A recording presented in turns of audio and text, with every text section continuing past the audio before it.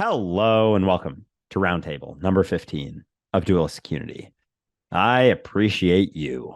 We just got done with a fucking incredible week on Vancouver Island at our second retreat, and we already have fucking three or four more in the works, just based off of how much of a success that was. But as as you'll hear from some of the reviews from this episode, just how much it's really about you.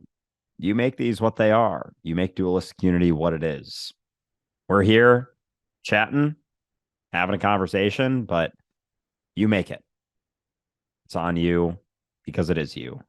And I appreciate and love you very, very much.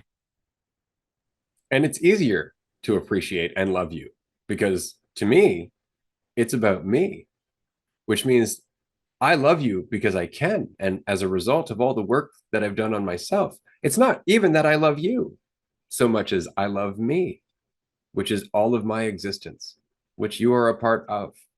And that really is love, acceptance without any preconditions. I don't expect anything from you. You're already everything you need to be. It's just deepening into that. And these retreats are a great chance to experience a deepening of what you already are with people who are doing the exact same thing in different ways, but with the same intention. So this roundtable is a lot of fun because we had three people on this roundtable who were actually at this past retreat. We do have more retreats coming up, as Andrew mentioned. There is one coming up at the end of August. Patreon members, of course, get early access to tickets. So if you're looking for the details, do join us at patreon.com/dualisticunity. So with all of that said, I hope you enjoy this live stream that is Roundtable number 15, Dualistic Unity. Here we are back after the second Dualistic Unity retreat. What a resounding success. I learned so very much this week. We're going to get started here, but of course I have to go and do a few things in the setting. So I'm going to pass it over to Andrew while I do that. But hell yeah. Welcome, everyone. Fuck yeah, we are back after a week that felt like so much longer. Holy shit. I'm still like dealing with that, the time aspect of things, among other things that I'm digesting since that retreat. But it like I can't wrap my head around the fact that that was a weekend to a weekend right there. Like it's really, really kind of tripping me out. Like I've been, I think back to like other weeks in my life, that felt like a long time or felt like a short amount of time. And like there's nothing that's compared to that. Like the first retreat, I guess, is the only other time, but it's it's fucked that was only a week. Like it's crazy. So yeah, it's felt like a very, very long time since we've been on one of these, but I'm very excited to be back because as you may see, Amanda and Mark are here and they were with us for the last week. So I'm excited to just break everything down and talk about what everyone's been through and learned and discuss everything going on in everyone's lives. So happy to be back. But before we do all that, of course, so we decided during the retreat and before we were kind of entertaining the possibility of a Colorado mini retreat in June. And we posted the tickets for that last night to Patreon because, of course, our tier 3 Patreon supporters get early access. And I'm excited to announce that as of this morning, we were sold out. The Colorado mini retreat is entirely sold out. Very excited about this. We are currently in the process of planning two other things. The first, not the first in terms of order, but the first in terms of priority, is another mini retreat in August 24th to 28th. We're looking at possibly New York State or Vermont. I'm leaning currently towards Vermont. Those tickets are going to be available within the next week or so, and you'll be able to access them through our Patreon page. Tier 3 supporters, again, get early access. I do want to encourage you, if you want to go to one of these, to upgrade because this one went really quickly. That said, of course, this one went really, really quickly. And I figured, well, I'm going to Colorado and there's a lot of weed in Colorado. It almost seems like a shame to fly down there and not sample more of it. So Andrew and I were talking about the possibility of a mini retreat the weekend before the Colorado mini retreat. So this would be the weekend of the 9th, 10th, 11th, and ending on the morning of the 12th at a different location. It's not going to be so game oriented. It's very much going to be just a chance to chill with us as we settle into our new surroundings, as I get used to being in the United States, and as I sample a bunch of weed. So yeah, it's going to be a lot of fun, but it is going to be a smaller and more exclusive group. It's going to happen the weekend before the Colorado group. So this is not guaranteed as yet, but if you are interested, if this is something that does interest you, definitely let us know on the Discord, under the retreat plan section, in the comment section here as we're live streaming. Just let us know if this is something that interests you, because it really is based on how much interest we get. I understand that this is a smaller, more intimate affair, so it's really going to depend on how many people want that kind of environment, because as much as we like these, the big community stuff is fun too. With the momentum that we have right now, I cannot imagine not doing music festivals at some time in the next year. This is going to be great. I'm going to stop talking now, and I'm going to pass this over to Mark and Amanda, of course, who have been here on the roundtables and are often part of our groups on our Zooms, in our Discord. They're just a big part of our lives, and we're very grateful for it. But they were both at the retreat. And so, Mark, I was wondering if you would like to share some of your thoughts on your experience. Yeah, I will share some of my thoughts on the experience. Of course, I didn't know what to expect. The week before, I had a lot of trouble sleeping because my mind kept trying to make up things about it. Nothing bad, but just trying to imagine what it was going to be like. But I didn't mind too much because it was kind of fun. But yeah, one thing I will say is some of the things that you both said about it, as far as the first day or so, people are getting their footing, and then things kind of change, and then just kind of how to possibly expect it to flow, were very accurate. So I appreciate that. The aspect regarding time going so slow was very accurate. It definitely was. I mean, there were days that, even just after the first day, the next day we were like, did we just do that yesterday? Because it really did go so slow. One thing, of course, we're not looking at the time unless it has to do with food most of the time, or a massage. Otherwise, we didn't bother.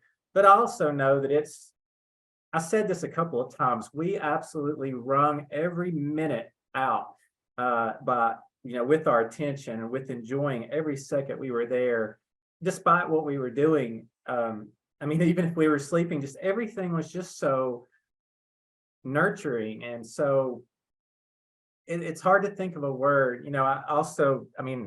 As you all know, of course, when I got there, I felt like I normally feel. We're working on these things for a long time, as far as, being social and things like that. And I had a lot of thoughts about that. And, as soon as I walked in, I felt what I kind of expected to feel. I want to expect things, but just based on my history. But it passed fairly quickly. It passed more quickly than I thought it would. And just each person that I met, over those first few hours, I would get anxious at first, but I just told myself, we're here for a reason. It's going to be okay. Don't pay any attention to it. I often have, and I've mentioned this a lot there, normally, and, others there related to this as well and stated similar things, in social situations, a lot of times, the longer they go on, the more I want to kind of get off to myself. I can only be, I feel like if I go to something where there's a lot of people, I can only, I'm okay at first, and then, I deal with it. And then slowly, as time goes on, I'm ready to leave. But that, again, was not the case. Every time I was away from everyone, I just wanted to be there with them. It was an opposite feeling than I've ever felt. Just wanted to be with everybody, because it was really the very first time that I've been somewhere that I knew that I was not being judged at all. You just felt it. Everyone there, we were all in the same place, but we were all so happy to be there. And none of us, there was just no feeling whatsoever. And that really helped me come to a new conclusion in my head. And basically, although I've been having a lot of, in my view, progress with my thoughts about, social anxiety and those types of things over the last several months, and really feel like I've been, working through those things steadily. One I still had the thoughts, they still popped up. There was nothing in the atmosphere, nothing anywhere from anybody that would lead me to do that. But the thoughts were still there. And that's when I knew, finally 100% knew that when I think those thoughts, they don't have a basis. They do not at all, because there was nothing I could find there. I mean, I can always find a reason why I think so-and-so is talking about me, or so-and-so thinks I'm silly, or so-and-so thinks I look dumb at what I'm doing, or look dumb at the way I look, whatever. But I knew that wasn't the case. 100% knew. And that helped me know that when I think these things out in my normal life, and the routine exchanges that I have, that they're, it's in my head. I'm making the shit up. and and although it was a spectacular environment that isn't necessarily representative of our everyday lives, it still was the fact that I make these things up wherever I'm at, and I just look for a way to support them. And usually I can convince myself there is one, but when you're in somewhere where that's not the case, it, then that helps you really believe that. And I'll have that in my head from now on, when I'm out. That's one of those things I'll remember, because although it'll be more of a challenge, I can live that way every day. And I did things there that I won't, really go into now, but I did things there that I never have ever imagined I would have done because I just felt free to be myself. I felt free to try things. I felt free to look silly. I felt free to fail and not feel that way. And I've never felt those feelings in my life. And so I went there with an intention. I went there with the intention that I was going to put to do my very best to allow myself to be there, to be me, to just be okay with being there, and try to take as much as I could, and not what I usually do, which is just go hide all the time. And I was able to do that and more. And I just, I want to thank everybody there. I want to thank you both for arranging it. You were right there with us, and it was amazing as well. The entertainment, the person that gave us our massages, the masseuse. I mean, those that prepared our food, they all were in a similar headspace or very respectful of ours. And the two that were, the ones that were preparing our food, it felt like they were there with us. I loved them so much as well. I mean, it was like we were all there in it together, and we were. So, of course I could go on and on and on and on and on, but yeah, it was more than I ever could have dreamt. I'm so glad I took this chance to do something I thought I would never do, in addition to all the other things. And I'm just so very appreciative, and thank you so much. Thank you, man, because I agree. It was all of us working towards it. And it, like with the last retreat, but in a totally different way, it blew my mind to watch how well we could align with one another and be vulnerable and share that experience without having to feel like those walls were necessary. It really is just about you working on yourself, and everybody resonated with that, and we all came together as a result. And that's why having more of these events, it seems so natural. It seems like it's just the right thing to do, because quite frankly, we're starting to see how much benefit there is in just being ourselves with others who recognize that. So no, it was a beautiful opportunity to hang out with you, Mark. I think everybody is noticing the difference in your pace today. And I just want to throw it out there and say one of my favorite experiences this week was walking with you, as well as doing karaoke. So thank you for that.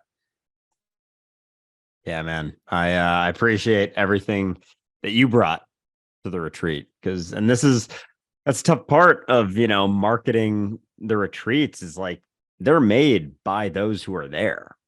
You created that retreat. You were that environment. We can, do the behind the scenes stuff, set things up, schedule things and whatnot. But it really does come down to what you want to make of it, what you want to get out of it. And it's an opportunity to see that there is another way to live, a way that we have gotten so far from in our current society that it seems like it's impossible. But even just getting a week of it. A week that, as I said before, seemed like fucking a year.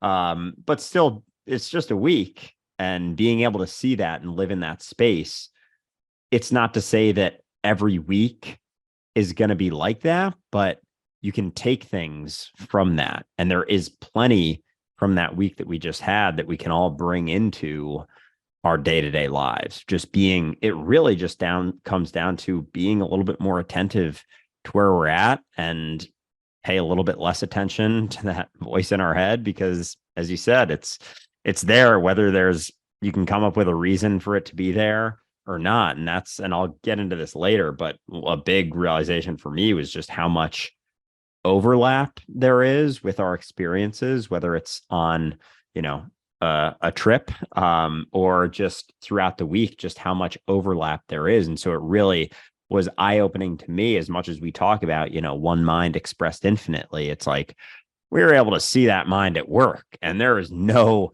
like, you cannot go through that and come out of it being like, oh no, it's just my mind. Like, it's all in my head. So it's almost like we were all helping each other. There's the phrase walking each other home, and it really does feel like that throughout the week. So I appreciate everything you made of it, as well as Amanda, of course, everything you made of it. So now I will pass it over to you, as someone who has experienced both retreats. Just what some of your thoughts were of the most recent one. I have quite a bit of thoughts. It's been a lot to process since coming back. But first, I just want to mention to Mark that it was absolutely spectacular watching you. Like, the whole fucking process. You came in there ready for an adventure, because we met in Boston the night before, and our Toronto adventure became a Boston adventure, and then we were in a different city, and it was just fantastic. But I love that you were always ready for the challenge, however it presented itself. And then once we actually got to the retreat, it was so beautiful, Mark, just to watch you transform. We saw differences in your voice, the way that you carried yourself. You were literally jumping for joy because you were so excited to just be whatever you wanted to be, to let yourself feel things so fully. And it was just marvelous. So I just wanted to say thank you for opening up to us. Thank you for being there, because you added so much to that retreat. If it wasn't, we were always taking care of each other, and something as simple as setting the table felt special, because we saw the value in just that moment and sharing that simple moment. And it didn't have to be something big and bold and fancy. It was just us, and we were spectacular, so I just wanted to say thank you so much. And all right, so let's get into two retreats. This last retreat was shocking in the best way, because I didn't really know what to expect. And I definitely had a little bit of nerves from the first retreat, because in the first retreat, it was so intense. For us as a group, and for me as an individual, it felt really intense. I had some a big moment, but this one, I was kind of apprehensive that might happen again. But then I thought, you know what, fuck it. If it does happen again, like, we're gonna handle it the same way we handled the last one. And no matter what happens, I am surrounded by people that are the space I always wished I could live in. And now I get to visit that space. I get to become that space. It's so safe. It's so loving. It's so encouraging. It's so playful.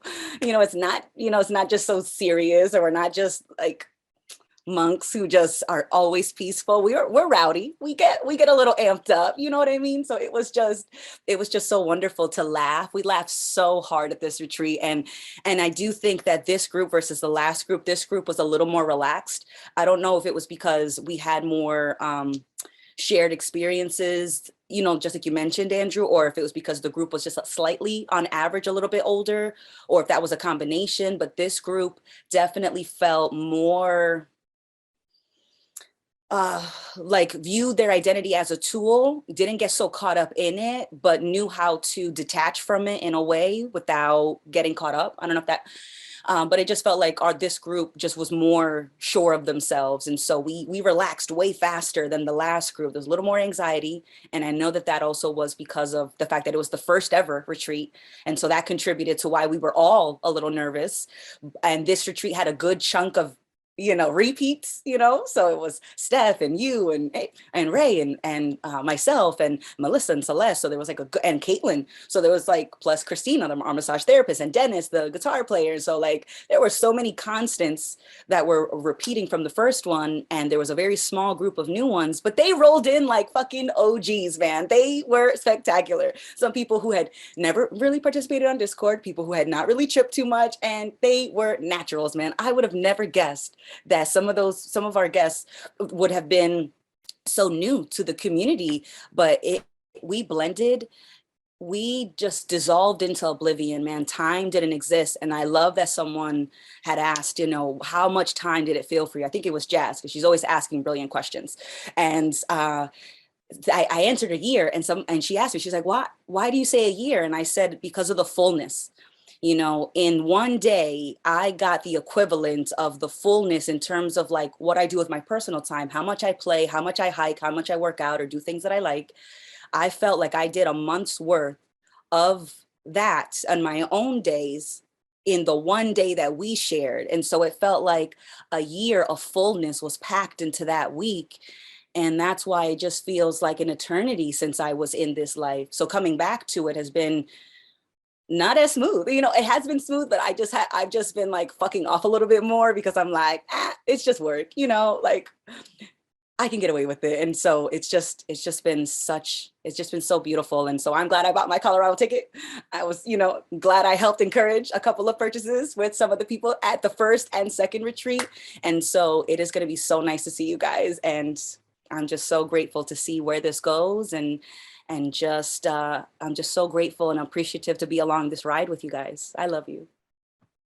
We love you too, Amanda. It's really nice to have you involved with all of these community events because, of course, as everybody knows, Amanda is really a big part of everything that we're doing here in Dualistic Unity. She's always organizing things and helping us stay coordinated. And of course, she's very active on the Discord, as is Mark, who is constantly offering us a helping hand. And it really is just about the community. As we learn to grow and shift this discussion and reach more people, it really is just about the community. And I wanted to throw in something very quickly regarding the comment that this retreat was so much more relaxed. I'll say from my perspective, which is of course all I know, I was more relaxed. I really found myself coming into this retreat with a lot more of a clearer picture of my role in these events or in this discussion as a whole. The last retreat really taught me a lot. And so this retreat, I kind of walked into it with, I think, more sensitivity to the nuance and the timing of it, rather than thinking there was anything I needed to do or anything I needed to be. I definitely didn't have that same transition. That said, though, that nuance that I was aware of going into the retreat really expanded for me over that week. It really did dawn on me a number of times that when you do things right, people don't know you've done anything at all. And I was really trying to get a sensitivity for that, which means that there were times where normally I would have been right in the conversation where I actually took some time to self-reflect, do a little bit of my own work, and then came back where it was necessary, as opposed to where I would have thought it was necessary. I really did learn a lot in terms of humility and timing, as I did with the first retreat, for sure. But it is something that continues to deepen.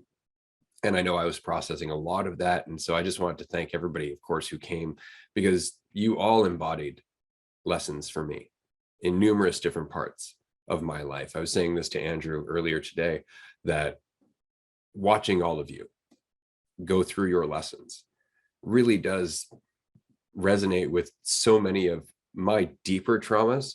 Like, to see each of you dealing with your own individual traumas, I recognize that's deeper stuff for me, that's still unpacking over many, many years. And it was so entertaining and heartfelt and kind of, well, it was emotional. I'm not gonna lie, I was straight up fucking emotional this week to watch all of you just surpassing all of your limitations and making such strides in ways that I know I can. And it really did inspire me. And I feel so very free just because of how strong all of you were and are, because that's all of us. We're all in this together. And you don't see it really any clearer than that when it's actually, being embodied in front of you as everybody's relaxed and just being where they are. And that is the reason that this week lasted so long, because I'm not going to lie, my life kind of feels like that most of the time, because I'm very present. I'm very excited to exist. That's really it. I'm very excited to exist. And so every moment is its own reward. And so you just get as much out of it as you can. But it's hard to do that with people who aren't there with you doing that. So no matter how much you might be slowing down time for your experience, people are just zipping past you in a mad rush to nowhere. And so it's so nice when you can actually just sit down to admire the sunset and have other people sit down with you. And that's the whole point. Just the witnessing of the sunset, because it's us and it's beautiful. Amen. And that reminds me of just how much these weeks, we really don't plan things. We don't schedule things. It's not a rigid thing at all. There's lots to do, but nothing you have to do, or no schedule you have to follow. Like, we really want to create an environment where we don't have to always be looking at the fucking clock, looking at our fucking phone. Because, you get lost in a conversation. Like, if we had fucking on the hour, every hour shit, it'd be like, oh, I'm kind of want to get lost in this conversation. We have to go do this. It's like, maybe some people are going for a walk. It's like, oh, I'd rather, have this conversation. You keep having the conversation. Everyone comes back. It's like, it is how it goes. And people will hear that and they'll think, oh, so you guys just, you rent a lodge and you guys just hang out for a week. It's like, yeah, kind of. You don't want to do that? What exactly do you want to do? Like, well, I want to get somewhere. It's like, where are you trying to get? Trying to get to a place where you can enjoy your experience. So why not just enjoy your experience? And the funny part of that is, with that, and from an egotistical mentality, you'll think, oh, you're relaxed, you're hanging out, you're having fun conversations with people. Like, oh, that's just like so easy. Nothing's really happening, blah, blah, blah. And it's not that at all. Like, through that state of relaxation, through that state of letting go, it's not to say that things aren't going to come up. And that's where I think the long-term benefits of these weeks really are, is that when you're in a state of relaxation, when you're in a state of letting go, just enjoying your experience, like, that's when some of the shit is allowed to come up. Because when you're running around all the time, having your schedule, going through your day-to-day life, it's like you're really able to suppress those things, but they still kind of, I don't know, leak through, they slip through the cracks, and they're still a massive part of your experience. And so I think the long-term benefits of these weeks, and I'm just speaking from my own experience, is that through that state of relaxation, when you're actually able to face things, and, certain substances help you see things maybe a little bit more clearly and deepen that state of relaxation, you're able to work through them. Like, you're able to face them. You're able to actually let them go. So coming out of the week, it's not just a week in silo. It's not in a fucking vacuum. This is your experience. And everyone has a lot of shit that they have, deep down there, that they have suppressed, that can be scary for them to arise and deal with. But in a state that is very relaxed, in an environment where there's a bunch of people going through the same sort of thing, a bunch of people in that state of relaxation that also have shit that's coming up, and they're working through it, you're working through it, everyone's working through their stuff while being relaxed, while having a good fucking time. Like, then everyone's able to let go of those things. And then you come out of it and your life has changed. There isn't quite so much shit down there because you were able to spend a week actually attentive to where you were at. And so I think it really is one of the only ways to have the long-term impacts, is to be able to spend an extended period of time in a place where no one's asking anything of you, no one's expecting anything of you, no one's telling you what to do, no one's telling you how to be. And in that state, you can actually see yourself for who you are, because you're not getting pushed and pulled by society, by the environment so much. So I think that is one of the biggest takeaways I've had from this week, is just the necessity of that type of environment without so much rigidity, and how much of an impact it really can have when everyone's willing to go through it together, and the exponential impact that it has when it is in a group setting, as opposed to, just being by yourself. It really accelerates that process, and it was fucking magical to see. Amanda, I was chatting. I just I agree with you, Andrew, because I was telling a friend about my retreat and she's like, oh, when, you know, are you going on another one? I was like, yeah, I'm going to go on all of them. She's like, oh, that sounds great. And then I told her about the Netherlands. She's like, oh, that's enough time for me to get there. Then she's like, what do you guys do? I was like, oh, we just hang out. And she's like, and what else? Like, she's like waiting for me to keep going. And I'm like, we just chill, like we just chill for 9 days. She's like, oh, but you're going to be in Amsterdam. Like, you know, if I go, I want to like leave for a couple of days. And I was like, all right, you can do that, but I'm not going with you. Like, I hope you know, like I go to this retreat to hang out with these people. And like, that's the goal. So mission accomplished. I'm not leaving to go do something else. That's a separate trip. And so I was getting into the fact that, like, you know, sometimes I have different social groups and they all do different things and I don't need them to overlap. I don't need to go to, you know, with my checker, you know, buddies. I don't need to take them out, you know, and go binge drinking if they're not drinkers, you know, like there doesn't need, you know, all my friends don't have to hang out, you know, like I can do different things with different groups. But if you are going to come to this group, like I do want to make sure I set the right expectations that, you know, if you leave, you're doing that as an individual. The all-inclusive price does not include side adventures. So you'd be paying for this, doing this by yourself, and I'm not going with you. And this is one of my best friends that I've been best friends with for almost 20 years. And I'm sure she was surprised by that answer, because usually I'm always down. I am always down to go. Her and I, we branch off. We always do our side thing. But I was like, you don't get it.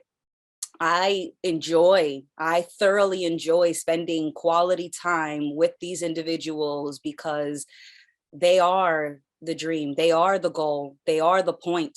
And so I'm not going to leave that because that doesn't sound interesting enough for you. Then don't come, and I will go with you on another trip and I will give you all my attention because I love to give attention. But you're not gonna force my hand to give it when I'm not ready, because I'm telling you I'm doing A and you're talking to me about B. Like, if you want to join A, that's fine, but don't fuck up A talking to me about B, because we're not there, or I'm not there. I'm going to let you know that I'm not there. So either, you know, hop on board or wait for me to get back. It's very simple, but it's just people hear what they want to hear, and they want to make your experience their experience without thinking about you. So all of a sudden you become the side character in your own movie, and you're like, wait a fucking minute, I was just on the poster. You know, when the fuck did I become? When did I get to the bottom of the credit list? You know, like, this is some bullshit. You know, like, I invite you to be a guest on my fucking movie, and then you take over the movie. That doesn't make any sense.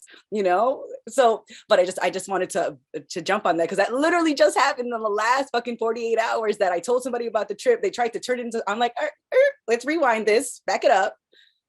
If you thought that meant do what you want, it does, but that also means without me. So do what you want without me. If you want to do what I'm doing, then that means doing what I'm actually doing. I don't know if you missed that part, but you know, but I didn't. But it was just so great, and I'm just so happy. So, you know, be wary, people. If you invite your friends and family, they might try that shit. So be ready to, like, enforce that boundary that they pretend is invisible. Absolutely. Well said. This is actually something I would like to bring up as a result of everything that you just mentioned. We really do encourage everyone who's coming to this to make it about you, specifically you. This is your life. This is your existence. This entire event, whatever event it might be that you come to, is specifically created so that way you can make this about you. Everybody else is doing the same. So it's not that they're making it about you, they're making it about them, but that means you're free to have the space that you need to work on what you want to work on. If you want to talk to somebody, they're open and they're receptive. If you don't have to. Nobody expects anything of you. You can jump in any way you want or not at all. And we will applaud you and support you every step of the fucking way, because the whole point is taking off the weight. That's the whole point. So if you're going to come to these events, do so alone. And what I mean is that even if you're coming with someone you know, be alone and give them the respect to allow them to be alone on this retreat.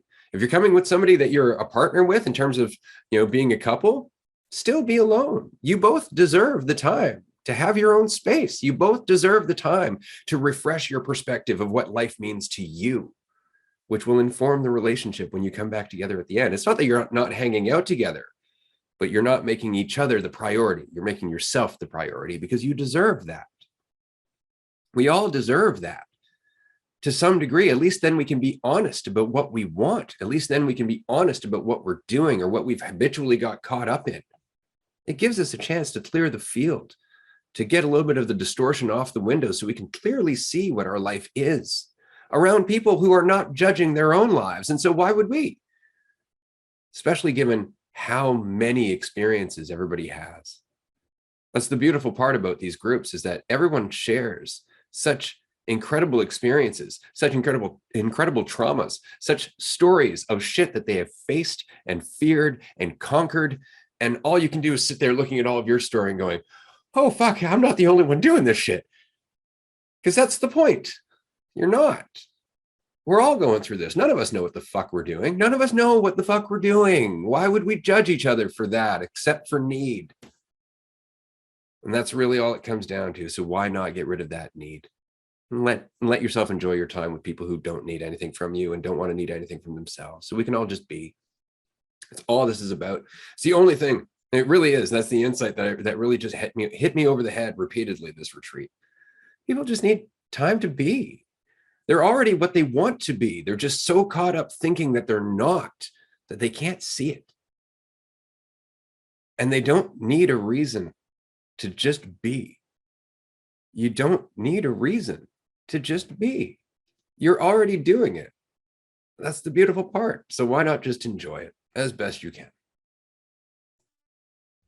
Yeah, it really is an experience where you're together, but alone together. And I think that's a very important component, and understanding that allows you the space to have that experience with yourself, for yourself, as yourself. And that's really what allows you to connect with people as well. As soon as you're doing it, with someone else, for someone else, it's not really authentic anymore. There's always going to be some sort of narration, some sort of reason, some sort of thing that comes up as to why you're doing something, what you're trying to get out of it. Even helping someone, like, even that is still you trying to get something out of the situation, trying to instill or inflict your will upon them and their experience. And that isn't what this comes down to. Like, helping everyone comes down to helping yourself and being yourself. And through that, it's like there's a different sort of energy to that experience through letting go of your idea of what you think you should be, because that'll allow people to recognize, there's nothing that I should be either. I can just be myself too. So like, and as Ray was saying, like, that's what hit me over and over. Cause like, as much as I go into these retreats very relaxed, there's still, plenty of insecurities that come up, plenty of thoughts, plenty of concern of like, how it's going at first. And then throughout the week, it's like, I start to see more and more, and through all of our guests doing the same, everyone there doing the same. Mark, Amanda, both of you being yourself, just being that, showed me that I can do that too. I can just be that, no matter what people expect of me going into it, or thoughts about me, or really, it's just me expecting things of myself at the end of the day. So letting go of that and seeing everyone doing that, and seeing the progress that everyone makes just from doing that, like, oh shit, you're teaching me as much as I'm doing anything there. And so it's cool to see that, and just to see the overlap of experience, and the ways that we have impact on each other when we don't even realize it too. It's another thing that hit me really hard, was like the amount of impacts that we're always having. It's like, we like to, get all concerned about that and thinking like, I trying to make sense of what's happening. It's like, it's already happening. Like, you're already just being you, and just living is having so much more impact than you can ever possibly imagine. But our brain likes to measure it. It likes to understand it. It likes to figure out what it is, calculate it, and all that fucking shit. And all that gets in the way of the reality of what's actually happening, which is just being you and allowing people to be them. And it goes back and forth every single day. I saw new examples of people just letting go of just being themselves, and it's fucking incredible to see. So yeah, thank thank you to both of you for everything that you brought to that retreat, and everyone else listening who is there, and everyone else coming to future ones. I thank you in advance for everything you're going to bring to everything that Dualistic Unity is moving forward.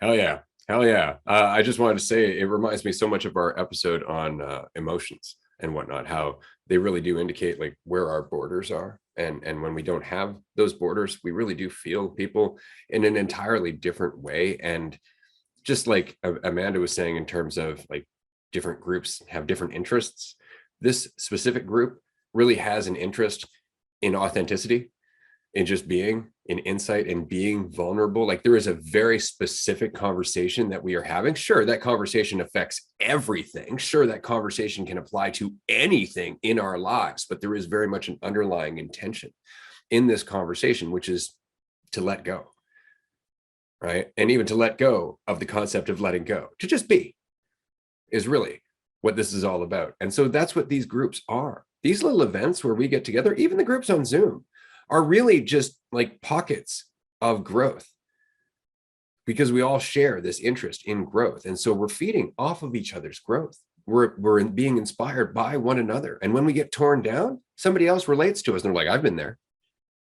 I get it. I'm no longer there. Or I am, and I'm going to be okay. And we all remind ourselves, growth is not only possible, but it's constant when we're not in the way. That is the whole point of this. And so I just, it's so exciting to me to see the visual in terms of us getting closer or farther away from accelerated change. These groups are like walking into a room where you've just hit the accelerator. It really is an opportunity to just tear down your walls and see all of the nuance and all of the considerations that the rest of the time you're just running too goddamn fast to see. And inundated with all of that information, there immediately becomes it becomes uncomfortable. There's discomfort right away, because you're so much more aware of everything that's always been there. But in that awareness, you can do something about it. You can look at it. You can face it. You can deprogram it. You can fucking tear the bottom out from underneath it because you're looking at it. And that's when the discomfort starts to fade. Not because you ran from it, because you faced it. Because you faced where it came from. It's the whole point. So I just love the fact that just through proximity, you are walking yourself closer to accelerated change, because everybody around you is working on accelerated change, and you can't help but change by virtue of just being there. You really can't. You know, it was funny to me that even one of the people at the retreat who was not a guest, who was actually helping us out in some capacity or another, I think it was the second day, voiced they were feeling us when they were trying to sleep. They could feel everybody in the house just kicking through insights.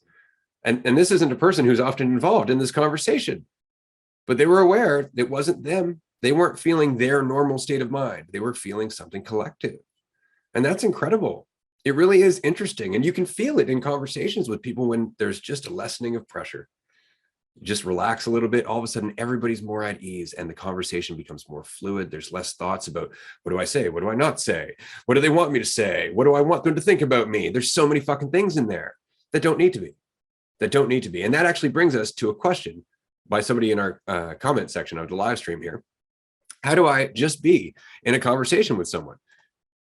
Don't try to be anything, right? Which doesn't mean that's easy. Your brain's going to consistently toss up things. Oh, maybe I should say that. Maybe I shouldn't say that. Yeah, this is the filter, right? That's what it is. It's you dabbling with your fears and your wants, right? That's why this is so difficult, is that you want something out of the conversation and you're afraid of something else out of the conversation, and that changes everything that you're doing.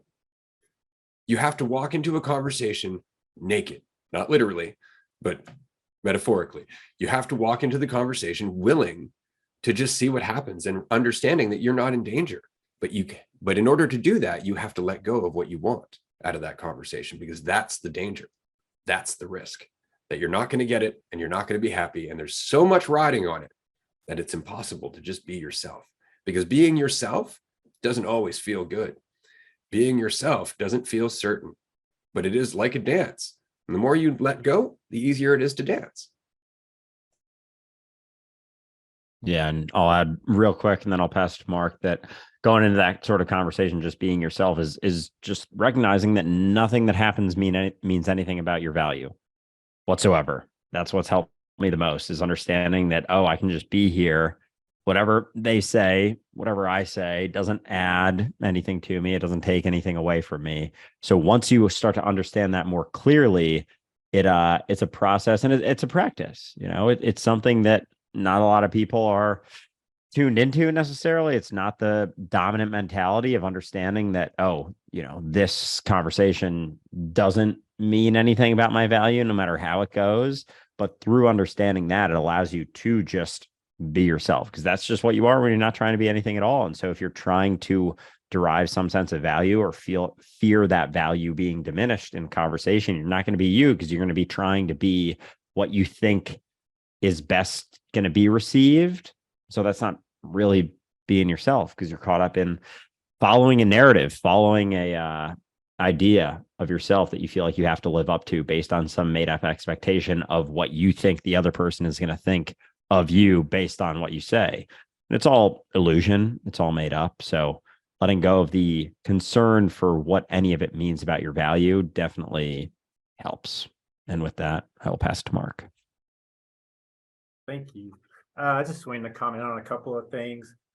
First thing, when we all got there and first met, I mean, you did get, different, you did get different impressions. Some were very quiet at first, some were very, very outgoing at first. So you think, oh, they have no problem in these situations, and of course you have these thoughts, when you're first getting acquainted with someone. But obviously, as we went on, we all discovered that, and very quickly, that we all have the same problems, the same struggles, whether we're able to hide them or not. Everyone is struggling all the time.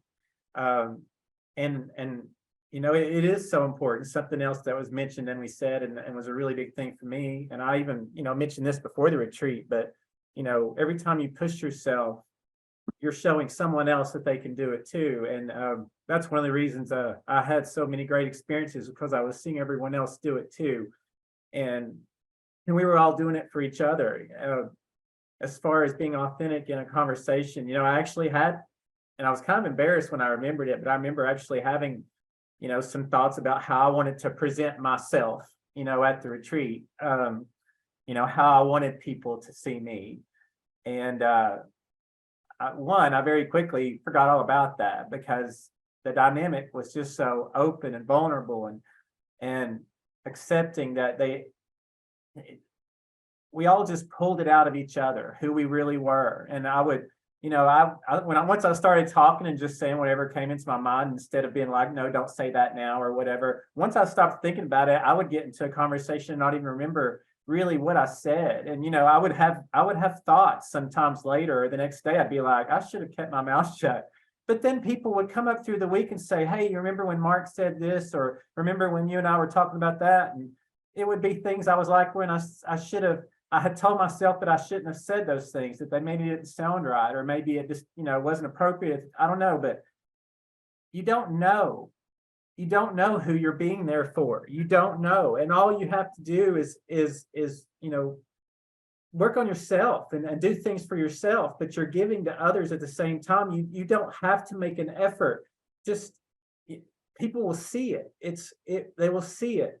And it will be everything to them. You just don't have to make an effort. You definitely didn't there, but trying to continue that, in day-to-day life. And just remember, if I push myself and work on these things that I'm struggling with, and I really try, I'm going to show someone else they can do that too. And that's how those ripples get made, and they'll just keep growing and growing and growing. And I know that I can't just go out and share this directly with anybody and they just get it right away or whatever, but that's not the point. The point is just showing that it's possible. And I know that those that know me, once I'm able to really, explain to them, what I've done, what I've been able to do for myself during this process and before it, since I've been part of this community and going forward, that, they're going to see, I've been the same way for a long time, and I'm very different now, and it's just going to continue. And I'm so excited, but that's going to speak all that I need to speak. I'm just going to keep working on that and sharing everything that I am with my friends and whoever else. I'm going to do my best. I'll still have my moments. I mean, that's just the way it is. And that's fine, because that helps. It really helps. There were times, I had major things, and then I was questioning them the next day, and that, you just work through it. And it really amazed me how the activities that we did have, and some of them seemed so benign on the surface, just a group activity. But gosh, the work that was done during that. I mean, let's just karaoke, something I've heard so many times and written around and never done, never would have done. But just that was one of the most significant experiences. And playing pool, you watched people drop things. And through the week, the fact that they weren't judged, they would start judging themselves, me included, on what they were doing. And even if you're trying to take a step, you're judging yourself so hard. But when you're not being judged by anybody else, it's I don't know, the strength comes in you, and it just builds, and then you're all doing it for each other. You're being there for each other. You're loving each other, and you're taking care of each other, and it just keeps unfolding, just so beautiful. And like I said, even the most benign things had such meaning, because we were all there and we were just ourselves, and everyone there, from those that appeared to have it all together that first 5 minutes you met them, or you assumed or had this picture in your head, and that includes Ray and Andrew. We were all there together. It felt equal. It felt like we were all on the same journey, and will continue to be. And you just got to stop resisting. You just got to stop minimizing yourself. You've just got to stop doing that, because it's not necessary. It's not necessary at all. You just have to make a decision. That's all you have to do. And that's it. Do it for you. Do it for you because it means something. And for somebody else that it means something too, they'll see it. And there's nothing more meaningful than something that's derived from what means something to you. Can't force people to want to change. You can't force people to value their own life or their own existence, but you can value yours and show that it's an option. And that's it. It's not about converting anyone or convincing them of anything. It really isn't. It's just about being you. And if you really enjoy yourself, and I was going to say this quickly, I'm going to pass it to Amanda in a second. I think one of the things I enjoy about these retreats is the fact that I really get to exercise and practice something that personally I think the spiritual community is lacking, which is just that authenticity, right? The fact that we're all just coming together. I don't know shit.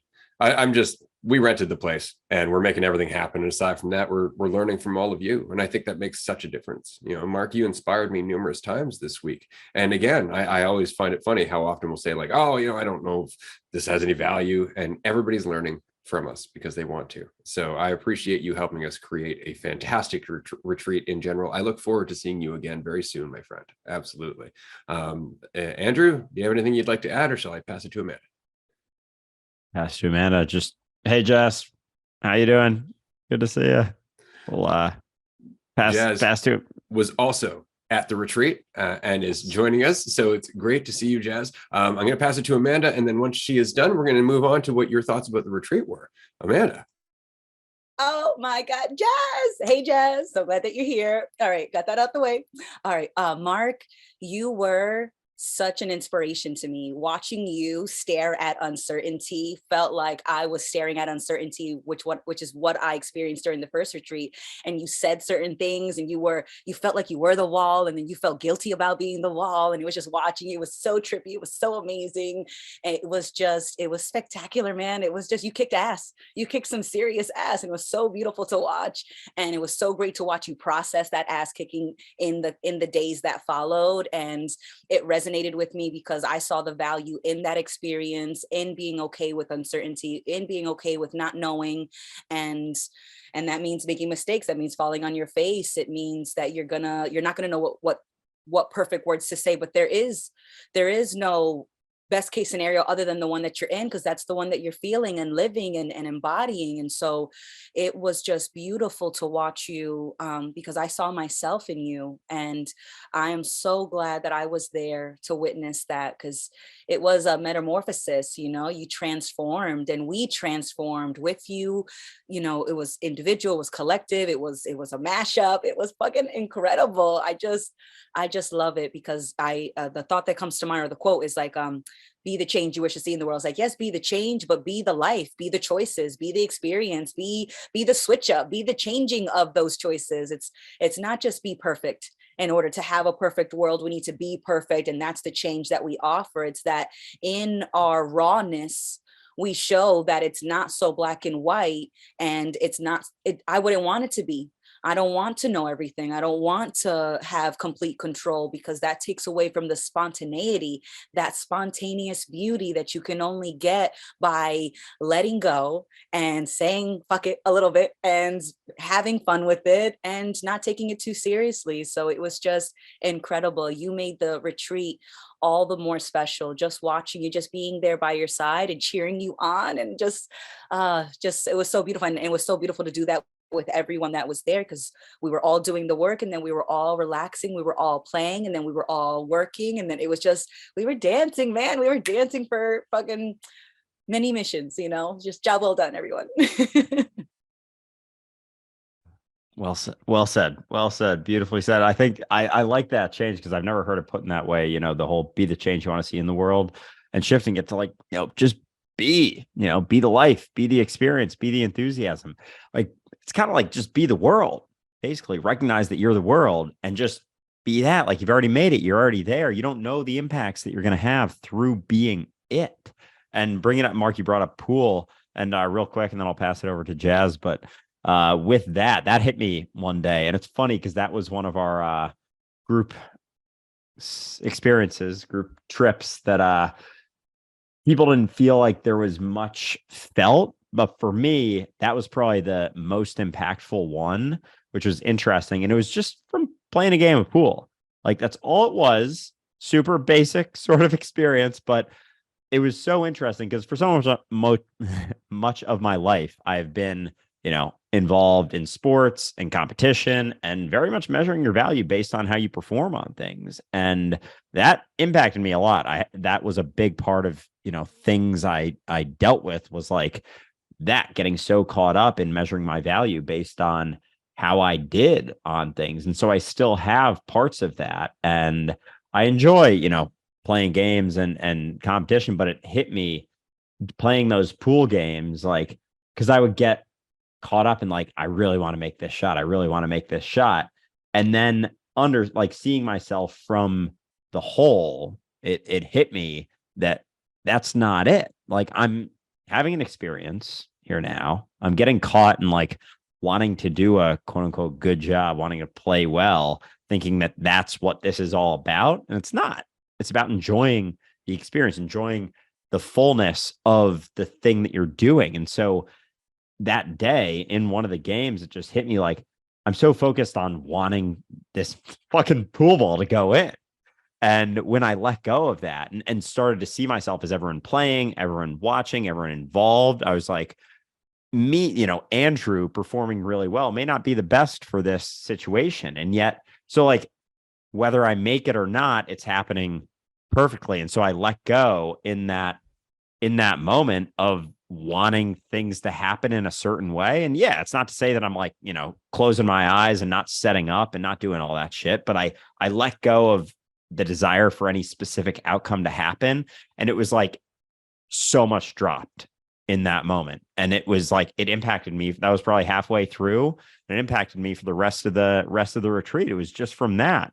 On a trip everyone is on, we're like, yeah, I'm not really feeling a whole lot. I'm like, I'm not necessarily feeling a whole lot, but that was very impactful for me. And it's funny how caught up we get in thinking we know where something's going, the way that it should happen. And it's applicable to everything in life. It's just experience. It's just about going through it. You don't know where it's leading. You don't know where it's going. You don't know what's best for you.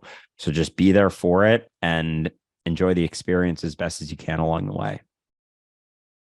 Well said. And I'd like to say that mentality carried over into our game of Yahtzee later on in the week.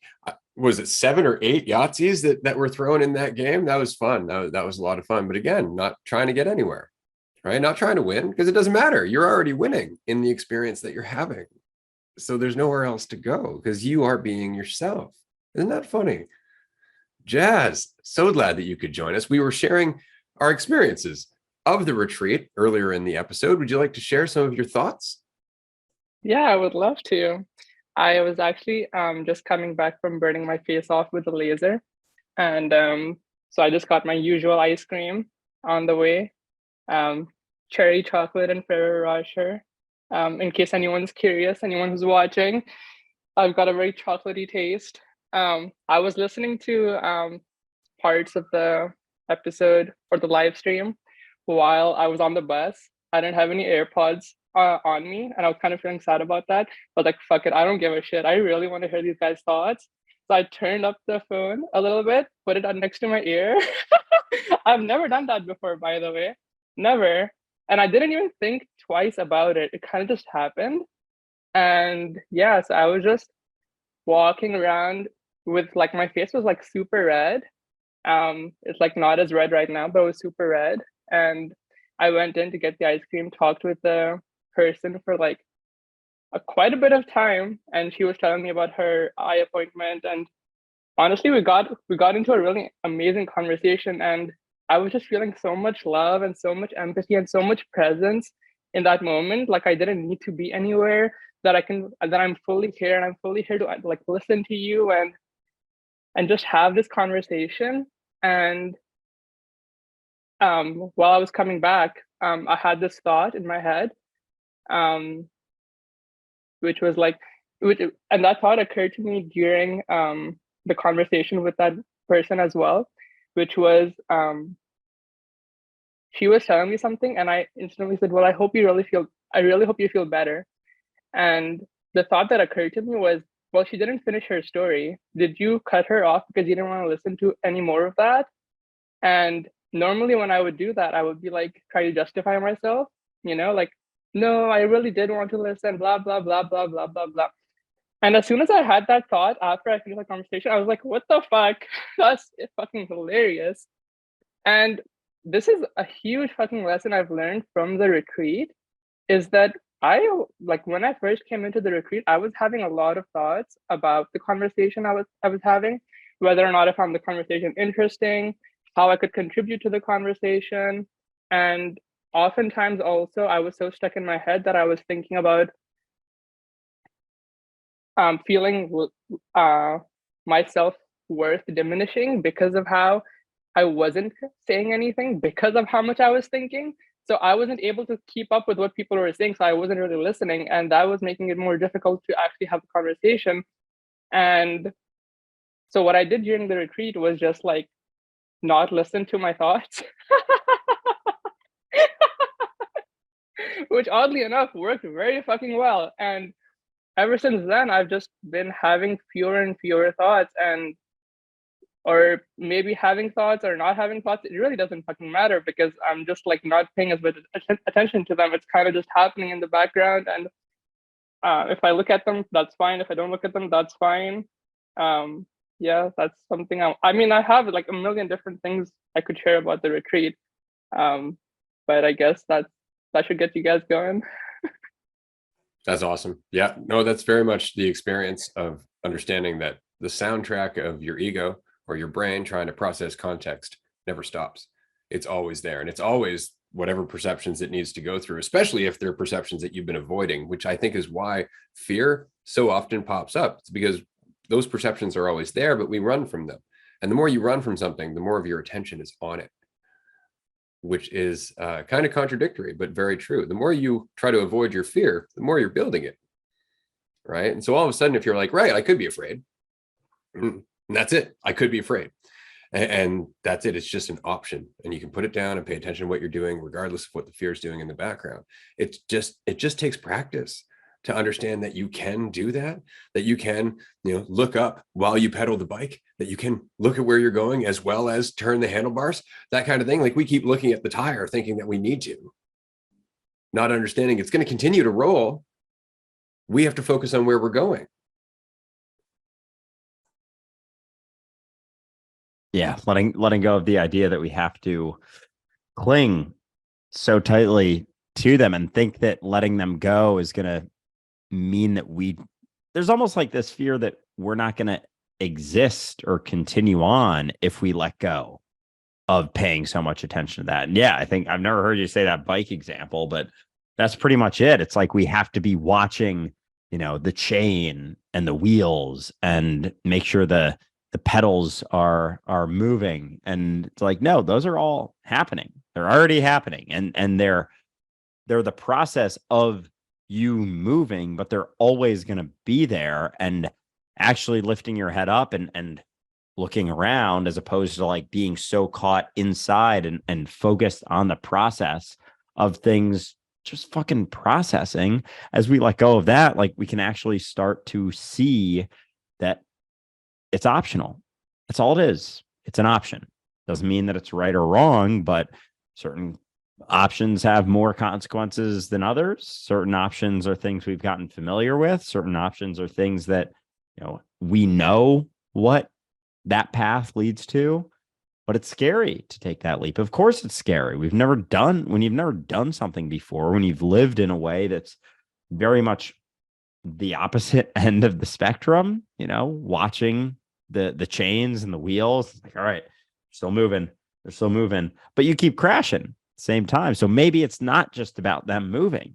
Maybe it's about maintaining that awareness. Maybe it's about understanding that you can have the experience, you can be where you're at, you can be involved in the conversation, and things will come up for you to say, having that faith that things will work perfectly as they always are, and your concern isn't so necessary. All that our concern really ever does is gets in the way, causes that bike to crash when we're so focused on the fucking wheels and the chains. And that's what we're doing so often. We're so caught in, you know, trying to figure out and getting a solution and getting to a place in which people understand us very, very clearly and say the right thing. And it's just not necessary. You can let go and look forward. You can look around you, just be attentive to where you're at and understand that, you know, it's working out, whether you think it is or not. But yeah. Absolutely. I'm going Jess. to pass it to Jess. So I was thinking, as I sometimes tend to do, that that someone who's watching this live stream would probably love an answer that is more geared towards the overall experience of the retreat. And something that came to mind, that has been consistently coming to mind since I came back from the retreat, is just how much love I felt during the retreat. It's actually kind of incredible. Like, there were so many times during the retreat that I would just look at someone and literally start getting tears from how much love I was feeling. And it kind of amazed me. And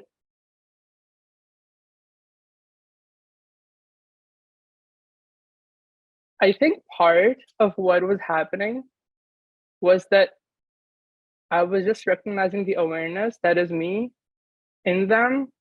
And it was happening in all of these things that we were doing together and all these shared experiences. Like when we were playing pool, it never felt like I was on a team playing pool against someone else.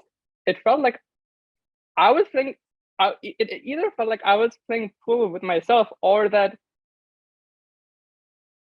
I don't know, it's hard to explain, honestly. It's kind of just something that has to be experienced for real. But it was so relaxing, and it always felt like I was cheering for every single shot and feeling so much appreciation for every single shot. It never felt like any shot that was made left anything to be desired, because there were no expectations. And when you let go of those expectations, then you really start to see the beauty in every single shot that has so much attention paid to it. That's what makes it beautiful. And another experience that came to mind is just like being out on nature walks and seeing all the beauty and sharing what you're seeing with someone else, and someone else also appreciating that in the same way, or not necessarily in the same way, but showing appreciation nonetheless because they're seeing it too. And you know, the thing is that so often I'm out on walks, you know, like I live in Vancouver, so there's a lot of beautiful scenery here, and I often go out on walks with friends, and quite often I will be the only person stopping everyone else will just be trying to get to the destination. And even if I do stop and they do stop, they're waiting for me. So I feel like I'm starting to become a burden on the entire situation of us trying to get somewhere. And I still take my time. It's okay, you know, like that's still part of the journey. Also recognizing that I don't need to and all that stuff. But it is very fucking nice when you can stop and everyone stops and time stops and you're just there. I agree. I absolutely agree. I'm appreciating the sentiment because it's very much about what the retreat's all about. You'll notice that day after day, the retreat really is about everyone recognizing we're not trying to get anywhere. I love that transition because everybody comes to the retreat thinking, I'm going to get out of my shit. And then by the end of the retreat, you're like, I got this shit. And that's all it is. That's really the only difference is that it goes from, I got to get away from this to kind of let them go through that. Because your perspective changes about what you're able to handle. That's really it. It's not about trying to get away from the suffering so much as putting it in context, recognizing the other half that's there and sitting in the middle, dabbling on either side without fearing them or needing them. And so I'm very grateful that you brought that up because I thought that was very much what the retreat was this time and last time, though I didn't notice it as quickly last time. It was the recognition like, right, we're just here to be here. That's it. Yeah, exactly. Whether it's on a walk or, playing pool. And I loved that because I felt very similarly in the games of pool, just like cheering for everyone. It's like someone makes an awesome shot. It's like you don't even know if they're on your team or not. You're just like, fuck yeah, awesome shot. And that's because that's what it's all about. It doesn't have to be, we don't have to be so enthralled with fucking competition and everything all the fucking time because competition is bred from that mentality of needing to measure your value. Like I have to win. And if I don't, then my value drops. And if I do, my value gets raised. And it's not about that. It's just about enjoying the experience because there isn't, you can to a degree, but you can't really fully enjoy the experience and be so caught up in what's going to come of it, what it's going to mean about me, where this is going to go. And, it's the same for the walks. It's funny that people even go on walks. And I know this because I've done this and I know lots of people would do it. Like they'll go on walks, like desiring it for it to be over almost, or like trying to get through it. And they're using it, sometimes people use it as exercise or whatever and focus on that. But it's like, it's like, you're still getting the fucking exercise. You can enjoy it while you're doing that as well. And so that's really, as Ray said, that's one of the coolest shifts to see is the shift in everyone's perspective of what they're going through, going from trying to overcome it, trying to get rid of it, trying to get through it, to building enough faith in themselves to recognize that they can handle it no matter what else comes up. Because it's like, okay, yeah, you got some shit you're trying to work through. Sure, you get through that. But if you've only focused on that, if you haven't built a base, if you haven't understood where that comes from, what mentality that is stemming from, then shit's just going to keep coming up. Yeah, you can utilize a retreat in order to, overcome maybe something specific, a specific situation you're going through and whatnot. But if you're focused on just that, as opposed to letting go and letting go of your concern for yourself and what everything means about you, it's going to keep coming up in different ways, shapes, and forms. And I think that's the beauty of the shift in the retreat. It's like people are learning how to fish instead of just being fed fish. And so that's why I'm so fucking confident coming out of it. It's like there was a lot that went down here and a lot of shifts made. And I have more, confidence in everyone, but also myself coming out of it. Like, yeah, I can handle whatever comes up. And that's a beautiful experience to go through, especially with a group of people who are feeling the same way. Damn right. I'm immediately reminded of Terry Pratchett's quote that, light a man a fire, he'll stay warm for the night. Set a man on fire, he'll stay warm for the rest of his life.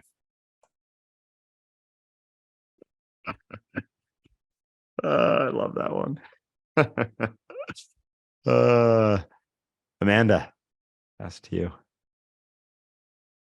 I love what you guys are saying. It it really did feel like being at the center of love, and like you didn't have to look for it because you were just engulfed by it. And I think we were so engulfed because all we did was focus our time and focus our energy and attention on that moment. So time didn't exist because we didn't feed it. It couldn't exist. It wasn't in our, it wasn't in our view. What was in our view was every single pull shot. So when you cheered for being in that moment and that victory, whether you were the one who made the shot or on that person's team or on the couch watching it, you felt like that was your victory because it was so well shared. And even when we didn't make a shot, that was great too, because it gave us a chance to not take things too seriously. So whether we made it in or we didn't make it in, it was a fucking victory. It was a win. And it was something that was just effortlessly shared because we all chose to do the same thing, pay our attention into that moment, and that's where we found all the value. And so there was no need to look anywhere else. There was no need to be perfect. And even when you got caught up in thinking, oh, Andrew was killing it, you were killing it, it was like, oh shit, that's a pretty good shot, I wonder if I could do that. And it's like, yeah, you definitely can do that. And so you just instantly let it go because it just didn't matter, because what mattered most was the experience. And so many times I see people going on vacation and they come back and they're almost more miserable after their vacation because they weren't there. It was just a means to an end. The walk is a means to being healthier, to having tighter muscles. The pool is a means to being victorious, to being a competitor, to being a winner. Everything is a means to an end. And that's why you don't enjoy it, is because you see the process as empty and the destination as full, but we were the process. And so it felt so full because we filled it. And that was just incredible to feel and to be a part of. And so it just couldn't have happened any fucking better than I could have imagined. It was just better than a dream come true, because my dreams are limited to me. And the experience that we had superseded anything I could have imagined alone, because I wasn't alone. I was there. I was with you guys. We weren't one, we were fucking in it, man. And it was marvelous. So thank you guys. I'm hooked. I'm a junkie, just I will be here for as many retreats as they are. I don't see a better way to spend time than with all of you.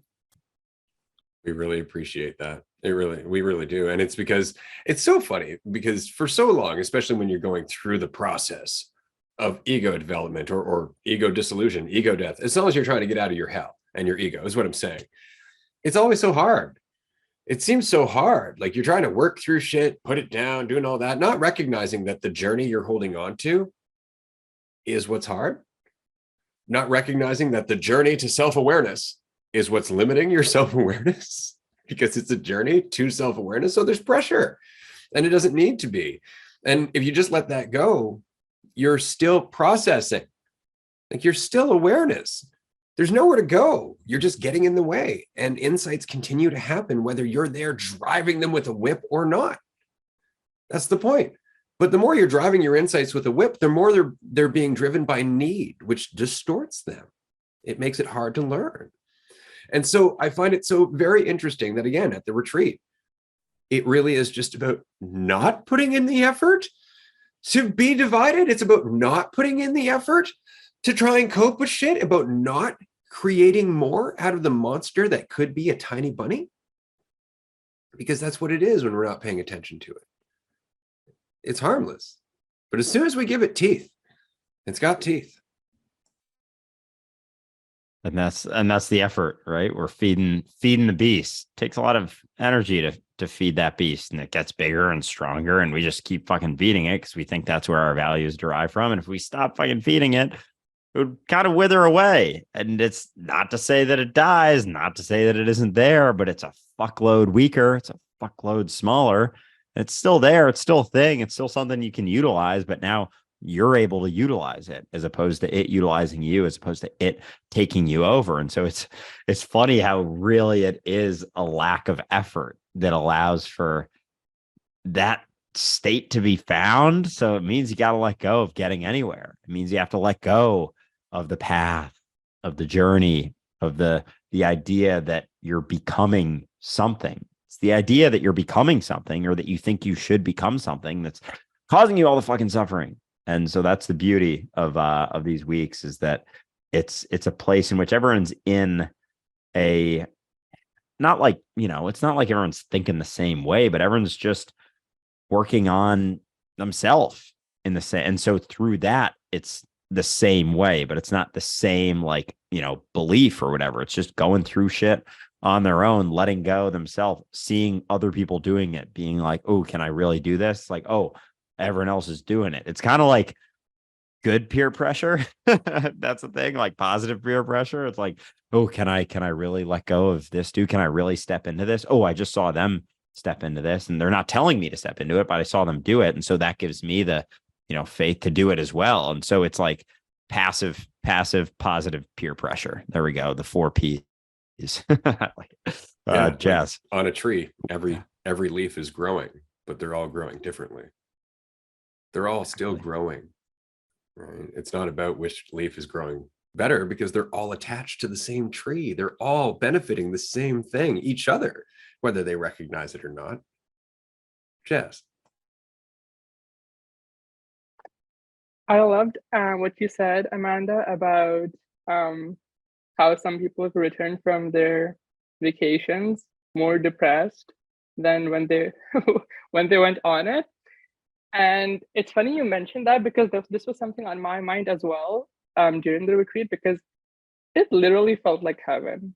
Like I was when Ray said that to me, I was questioning that, and no, it felt like heaven. It, like, no question about it in my mind at all. And the question on my mind was, what happens when this ends? What happens when I go back home? And the first day, or like the last day of the retreat, when no one besides the 4 of us were at home or at the lodge. Funny how I called it home, yeah. I was so sad. I was really sad. And then on the bus ride back as well, I was super sad and tired. So I'm glad we got that nap. But yeah, I was really sad.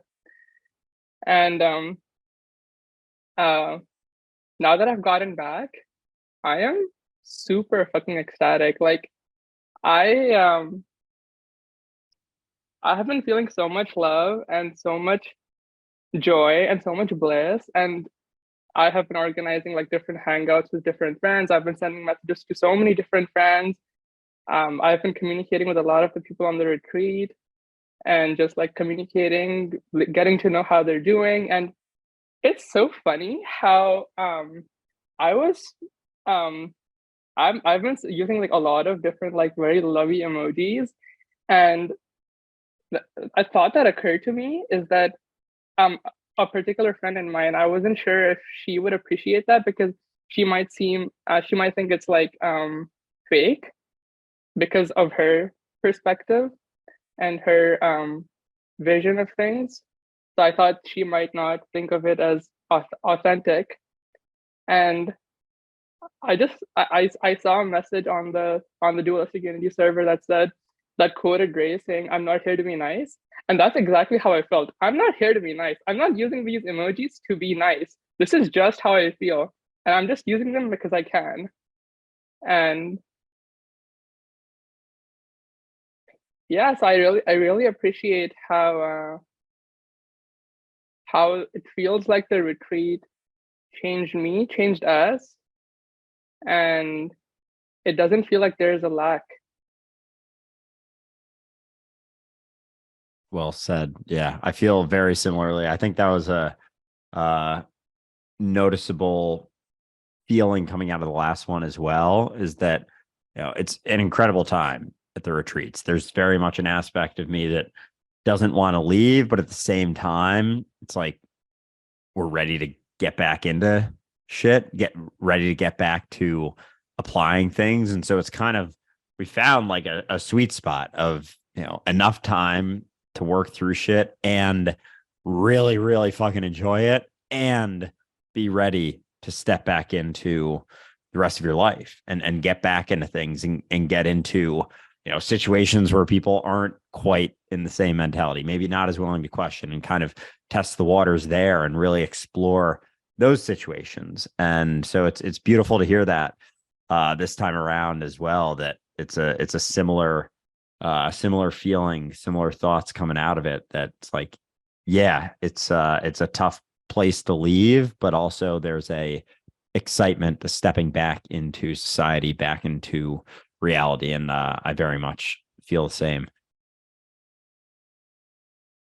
Oh, Mark. Yeah, I just wanted to just whenever you were talking about not you don't necessarily have to get in and direct everything. I had one particular night early in the retreat where there were I had a lot of significant things come up on one evening, and very, very well, extremely significant things, things that I very easily could have sat and pondered for days and just dissected in a million different ways and gone back in my past and try to draw these outlines and all this and that. And when I woke up I went to bed before I was able to do that night, and I was super tired, so I didn't have any trouble going to sleep. But when I woke up, as soon as I opened my eyes, I thought, okay, I remembered everything that happened the night before and all the things that had come up. And I thought, okay, so what I would normally do is just get busy in my head, picking things out, trying to go through it, just manually working on it, trying to think as much as I could about it, think about everything I could relate to it. But I just, I guess I just kind of thought, I don't know if I didn't manually bring it up. I just recognized it and experienced it and didn't run from it. And everyone there sat with me as I looked at it. And so when I woke up, I thought, how do I start this day? What do I do at this point? And I thought, I'm just going to get up and I'm going to go downstairs and I'm just going to just see what happens. But I'm not going to I'm not going to stay in my room longer or stay in the shower longer, or I'm going to try to avoid everybody for a while, or I need to cook with this for a while. I'm just going to go downstairs. And I remembered a book that has been recommended several times, and it's and I had downloaded it the day before because it wasn't there, but we had talked about it, and I knew that it was a very short book, a book that had a seemingly easy to read story, and so I thought, okay, I'm going to start my day just by reading this book. I know it's not incredibly complex or long, and I'm just going to have some coffee and read this book, and that's what I did, and then I just flowed with the day. I didn't stop at any point and make a concerted effort to exert my thought powers on it. But and then, toward the later afternoon, we went on a very long walk. And again, I tried to be on the walk. I wasn't actively trying to think, but it truly, as I just was with everyone and just doing whatever, felt right in the moment, but not making any efforts to do or dissect or do anything else.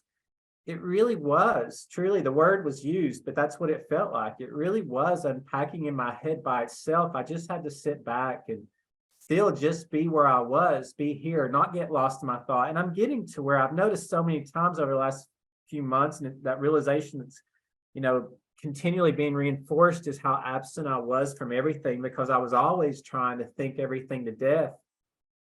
Sometimes I even wonder how I heard anything anybody said to me at all, or even followed a TV show or anything, because now when I catch myself thinking, it's so much more acute or acutely obvious that I have no idea what's going on when I'm lost in my head.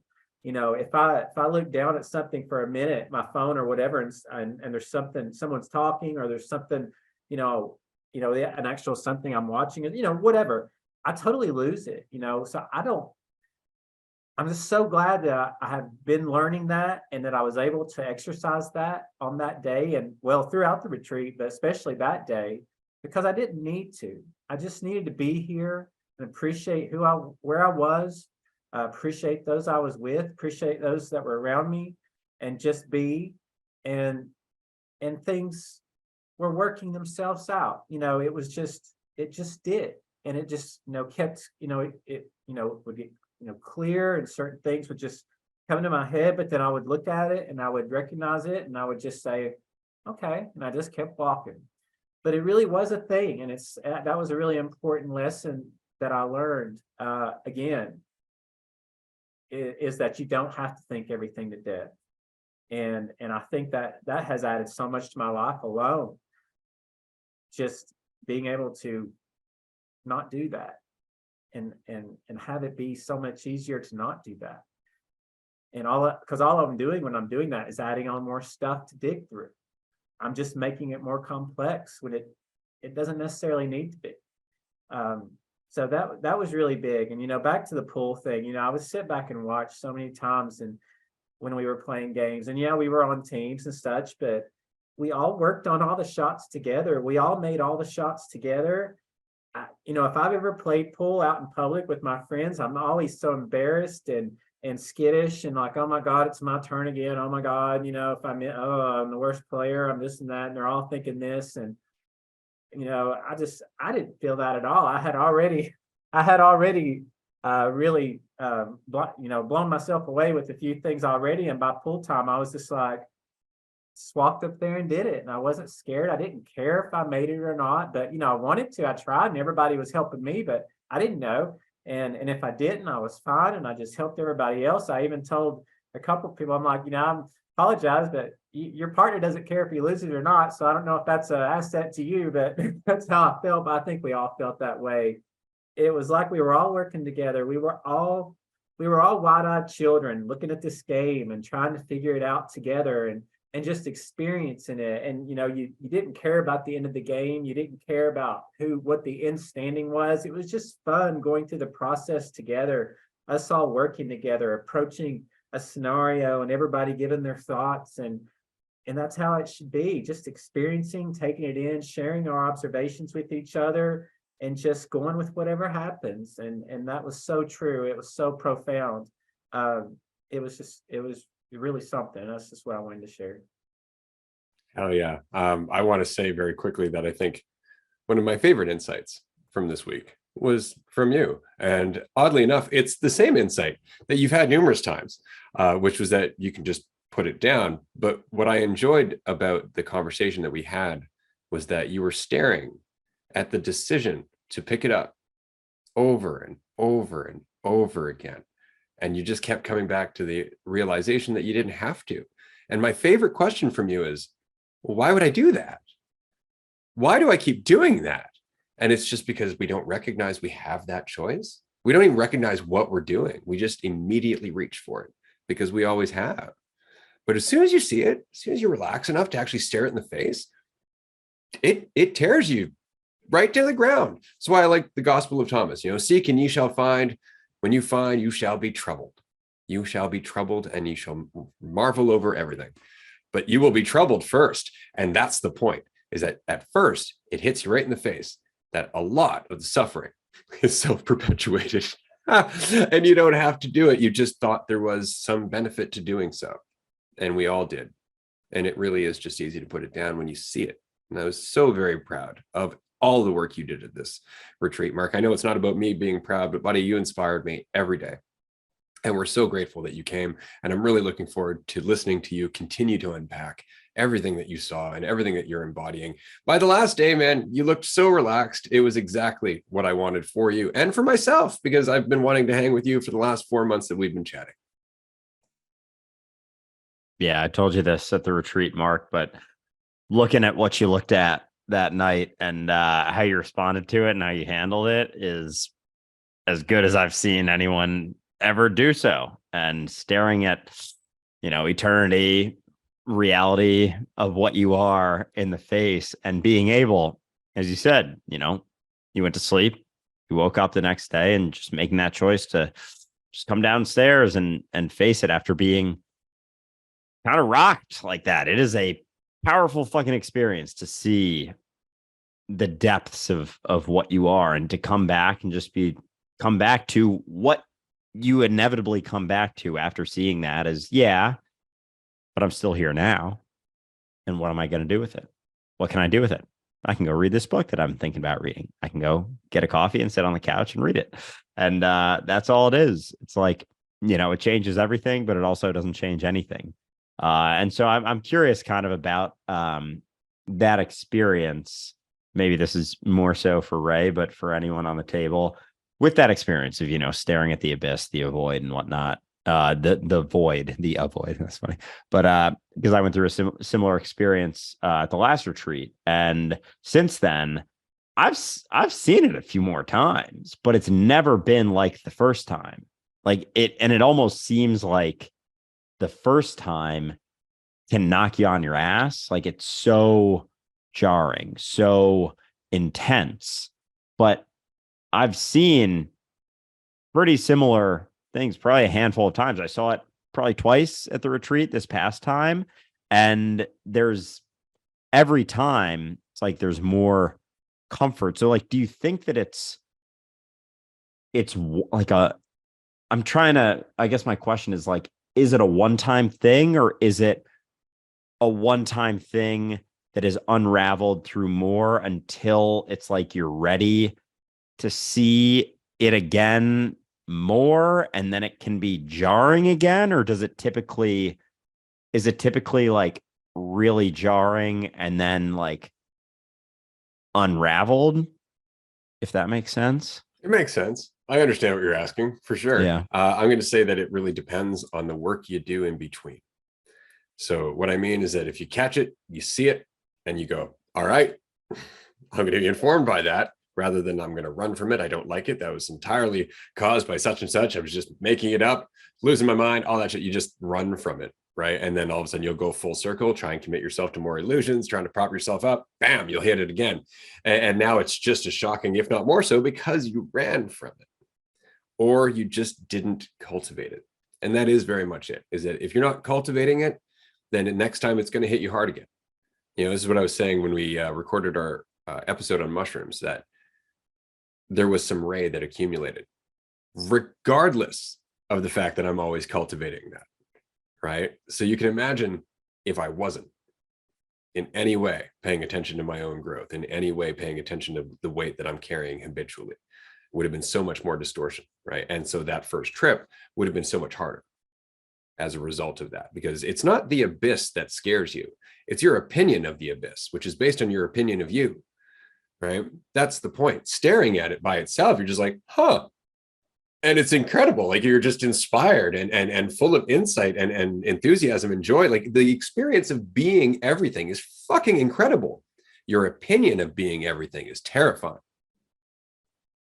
And that's really what you're letting go of, is your opinion of it. So that way you can see more. And then that will scare you. And then you'll let go and you'll see more. And that's all that you're doing, is just working your way through the fear of what you already are, right? Letting go of your opinion of it, because you've always been it. It's just that suddenly you're becoming more aware of what you've always been. You don't have to panic. Nothing has actually changed, although everything has changed. Chaz. That is an interesting question. I appreciate you asking that, Andrew. I feel like I looked into the void a few times the past retreat, and one of them was, funnily enough, the same night that Mark did, and it was at the time that we were at the table, and I was just looking at the wine glass, and then yeah. I think it comes down to how attached you are to what you think reality is, and your idea of what reality is. And as things have been unfolding in my life, I have let go of a lot of what I think reality is. At this point, I don't see this this as necessarily the only thing that's happening. And I think as you let go of those ideas, it becomes a lot easier and more comfortable to be in that space. And I've even like kind of stopped labeling it as the void or anything like that, like not giving it any labels, because I feel like it gives the impression that there isn't more to it. Like you've seen it, and now that like that's it, you've seen it. But there's so much more to it, and I think it can be a source of comfort to say that you've seen the void or been the void, when really there's so much more to the void, so much more than you've seen. And I think it helps to let go of any attachment to what you think is happening, and to just see what's happening whenever it is happening. And it can be, honestly, it can be pretty fun. I was having fun with it in the retreat. Yeah, that's well said. I appreciate that, Jazz. And another interesting component is that each time it's been different. Like it's been a different experience. Like the first time for me, it was very much just like kind of like staring into space and just trying to find an end. And it just, there was no end. So I was kind of just like eyes wide open, mouth wide open, just staring at it and not being Andrew for a while, like very much having let go of that. But each time it's been a little bit different, and I'll get glimpses of it through just like very clearly seeing myself in someone else. It's stemming from letting go of believing that I'm Andrew, which to your point, Jazz, believing that this reality is what I think it is in any way, shape, or form. Because as soon as you think this is so set and sturdy and finite and you can be certain about it, anything else that you see is like, oh, that's scary. That's very concerning. That is different, so drastically different from the idea I have of what this is. But one of the times during the retreat, I was at one of the nights we had a bonfire, and I was just kind of sitting there, and we had done a little bit of mushrooms, a little bit of weed, and honestly, like weed gets me there way more often, than anything else, which is I find fascinating. But I was staring at it, and I just kind of like dropped back into exploring reality, like within myself. But I knew I was both aware that I was just kind of like very still, like I was not moving a muscle, staring at the fire, and just kind of like dropped back into things. And I was seeing through these eyes. It's almost like I compared it to at an aquarium, like those bubbles that kids crawl into, and they're like seeing things. It's like they know they're not in the water, but it almost feels like they are. But there's like a lens there. That's what it felt like. And so I was just kind of exploring reality through in my mind, but also maintaining the recognition that I'm still here now in, at the bonfire there, but like I also wasn't at all. And so it was interesting. And with that, like that would have fucking scared the shit out of me. And I probably would have, because in that experience, like I feel super high. Like I feel like my head is 10 feet above my body. Like that's the sort of feeling that I get. And so that feeling is what I used to run from.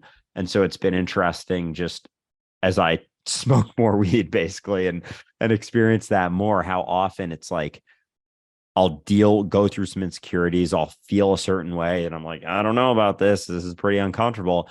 And when I was younger, I would run from that. I would resist that every single time. So I was never able to get through that to whatever's left after that experience. And more, I'm starting to see like that pretty much always happens to me. Whenever I smoke, whenever I get high, it's like insecurities get thrown in front of my face. It's like, here they are. You want to face them, or you want to run from them again or resist them. And every time I go through them and I face them, there's something on the other side. There's some sort of fucking deep ass experience on the other side of that, of just being reality, being God, and in different ways, shapes, and forms. Sometimes it's like seeing myself as fully connected with everything, seeing myself in everyone I'm around, or going through sort of like a disassociative experience. Someone may perceive it as that, but it's shown in so many different ways, which I've always, I don't know, I'm starting to find very interesting, just how you can see it in different ways. And the more you see it, the more you realize that it's fascinating, but it also doesn't change anything. Like you're still here now, but there's definitely a benefit to seeing it. And if you can not have fear in it, but not be so concerned about the fear that you have going through it, as you go through that, it's like, okay, I can handle this. And it's healthy, I think, for people to see that, because so many of us are so caught in thinking that things are certain, thinking this reality is exactly what we think. And when you realize that it isn't, you don't take it quite as seriously, and you're able to, have a little bit more fun with this, whatever this reality is. Well said. Absolutely. We're going to talk a little bit more about the reason that cannabis hits you the way it does, as opposed to other substances, in the Patreon call, which we're going to do in 15 minutes. But we're going to wrap this up. I'm going to pass it over to Amanda so she can share her last insight with us. And then I'm going to remind everybody about the event in August, which I obviously just did now. So I got ahead of myself, and I'll shut up and pass it to Amanda. Thanks. I feel more comfortable looking into the void, because now I view thoughts or fears as like a ship, and uncertainty is like this deep, dark sea, and I'm always on it. And sometimes I hop off the boat and into the sea, and then it just, the uncertainty can engulf me and encapsulate me. And then it can feel like I'm drowning, or it could feel like I can keep swimming down below, but then you have to come back up for air. And so we swim back to the ship, we recharge, and then we go back into the sea as explorers. And you don't always know what the adventure is going to be, but it's okay, because the ship changes. And so I will be on a ship of anxiety, and then it'll change while I'm on it. Now we're in a ship of confidence. Now we're in a ship of relaxation. And so it's so fun to just watch that the vehicle that you're in is changing as you're having the experience. So when you're in the sea of uncertainty, it doesn't feel as scary as it used to be, because you've let go of the attachment that what the sea will hold, what the ship's ride will be like. It'll be a smooth ride, or it'll be a rough ride. And you just have this expectation, because it's just tied to an attachment. But ultimately, you're just on a ship. It is the thoughts, it is the feelings, it is the insecurities. And as you're on the ship is changing, because you are it. And then as you explore, you learn, and then you go back to the ship. And I don't want to get rid of my ship. I have many more adventures to be on, So that was my final thoughts. Thank you, Amanda. As always, just get involved with your voyage. Don't judge it. Don't worry about where it's going. The point is the voyage in itself. So don't make it overly complicated. And if you have problems just getting into what your experience is, definitely reach out to us. These groups are a great chance to kind of wade through your stuff. And other than that, join us face to face in any of these retreats. We will find a way to find you, so you can just be yourself around us, and we can watch it, because we love to do so. Thanks so much for joining us for this roundtable. We will see everybody on Patreon in about 15 minutes. And aside from that, we'll be releasing an episode on cannabis in the next day or so that we recorded last week. See you soon, everyone. Hi, everyone. Bye.